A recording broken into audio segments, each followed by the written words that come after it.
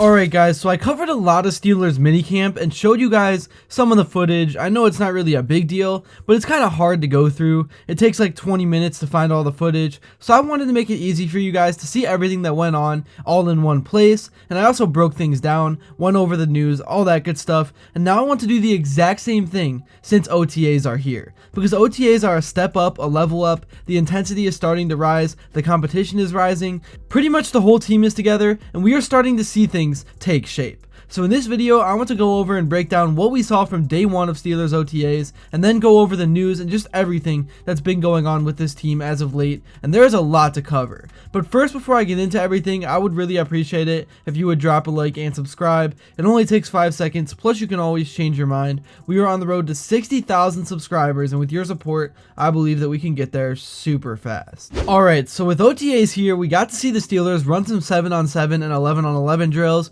and we got to see a lot of Mason Rudolph and a lot of Will Howard, with both of them making a ton of throws, doing different footwork drills, all of that good stuff. Apparently Roman Wilson looks solid today. He put his route running skills on display. The Steelers worked with the running backs on blocking and putting their body on the line. We saw a ton of Caleb Johnson, the draft pick out of Iowa. We also got to see a ton of Troy Fautanu and Broderick Jones settling into their new spots, but one unfortunate thing is that we still have not seen DK Metcalf out there, but Pat Freiermuth said that Metcalf has been around frequently during the early offseason phases. But yeah, we got to see a lot of route running drills with all the receivers and tight ends. They were practicing exploding out of their stance and then making a move, just building the foundation in those early habits, which is especially important for the young guys. And I know a lot of you guys might think me saying this stuff is so stupid, but I'm a nerd. It's the early part of the offseason. I just love seeing the guys out there starting to do football things. And then probably for the most important thing you guys have been wanting to see, and probably the reason you clicked on this video, a lot of Will Howard footage was taken and released,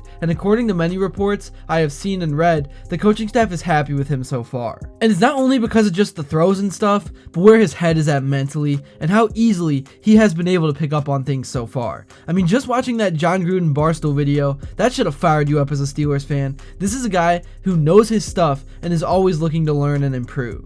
But I will say there is an elephant in the room. Aaron Rodgers is still not a Steeler. And the vibe is kind of weird because the room literally is Mason Rudolph and Howard. And Howard was a late round pick. If you watch this channel, you know I'm a big fan of Will Howard's game. Obviously, I'm an Ohio State fan, but I do think he needs a bit of time. You can't just throw him right out there game one and expect him to thrive. But I will say, he does have the perfect play style for the Steelers because he sort of is like a game manager that is capable of home run plays every now and then. I still think the Steelers need to find a way to bring in a backup, if it's even possible, that is better than Rudolph, because maybe I guess Mike Tomlin believes that he's capable, but honestly at this point I'm not even sure that Rudolph is much better than Kenny Pickett. But I mean, I'm curious to hear what you guys think about that in the comments below.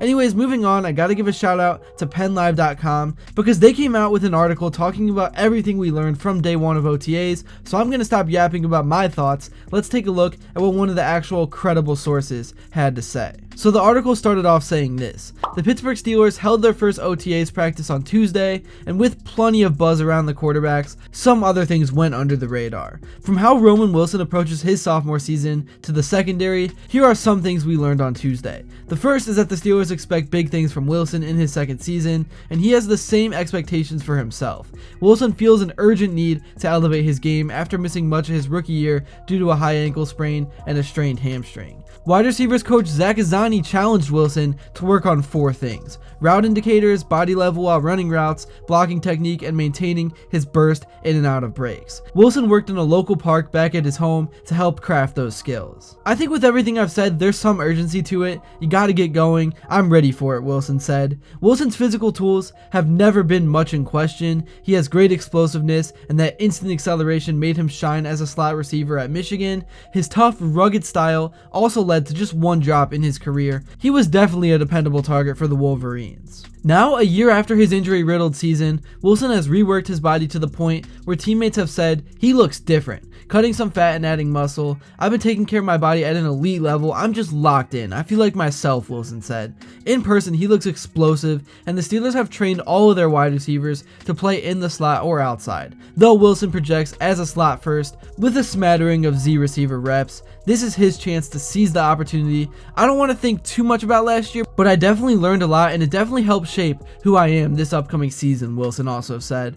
Beanie Bishop confirmed to reporters that he started OTAs as the starting slot cornerback after practice on Tuesday. That is hardly a surprise given the other options on the roster, as Bishop started 8 games for the Steelers in that role a year ago. Bishop looked a bit different too. It was a leaner, more explosive version of Bishop. He spent his entire offseason in Pittsburgh working with the Steelers strength and conditioning staff to rework his body. His diet changed too, so he could drop the fat. The idea is for Bishop to have better play strength and be more fluid in and out of his breaks. One change is Bishop eats the same breakfast every day: 3 eggs, 3 slices of turkey bacon, and 2 slices of toast with nothing else on it. It is simple, but Bishop has maintained simplicity throughout this process. He hopes his reworked frame will allow him to keep his starting nickel cornerback spot, which he has not taken for granted. It's my spot right now, but you've got to always work and keep that competitive edge to remain with the one team, Bishop said. I wasn't drafted at all, so who knows? We're still in the offseason. They still could bring a guy in, but I always have that fire underneath me. It seems the Steelers have established their plan at offensive tackle, Troy Fautanu told reporters.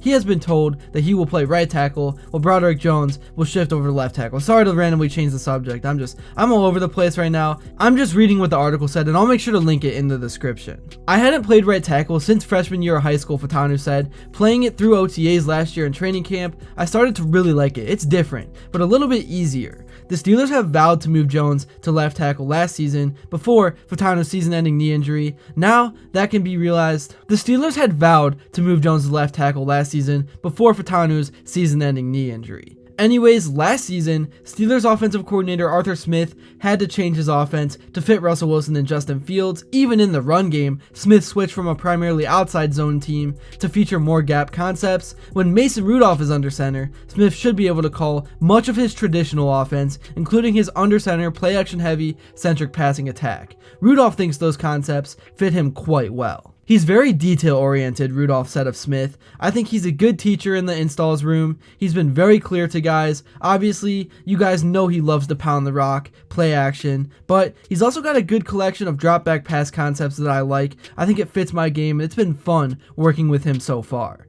The mesh of Smith and whoever will be at quarterback is important, but with Rudolph as either the starter or the backup, the Steelers seem to have at least one option who fits their plan. Anyways, moving on to more stuff, Cam Hayward could not speak more highly of first-round pick Derek Harmon than he did on Tuesday. Although the pair only knew each other for a few weeks, Hayward said Harmon is meticulous, asking him repeated questions during practice and when he is out of the building. Harmon's frame and athleticism jumped out to Hayward too, who quickly has become enamored with the player Harmon is on the field. I think he's got a good body. Hayward said he moves well, plays with his hands, and definitely gets on the edge a lot more than other younger guys. I think it's just computing that to our scheme and getting guys caught up. Harmon has caught on quickly and seems to be a quick learner, and the rave review from Hayward is definitely noticeable. That kid is very inquisitive, Hayward said. Man, he's got a vocab. He asks a lot of questions outside of just football. He just wants to be good. He has a good head on his shoulders, and there's not a lot of him being boastful. Like, I did it this way, or I did it that way. He really just is trying to learn. But yeah, anyways, overall, the Steelers seem like they have a plan right now moving forward. It's going to be interesting to see what happens at the quarterback position. Let me know what you guys thought about this video. Let me know how you're feeling about the Steelers right now as a whole, because there is a lot going on and a lot that still has to unfold.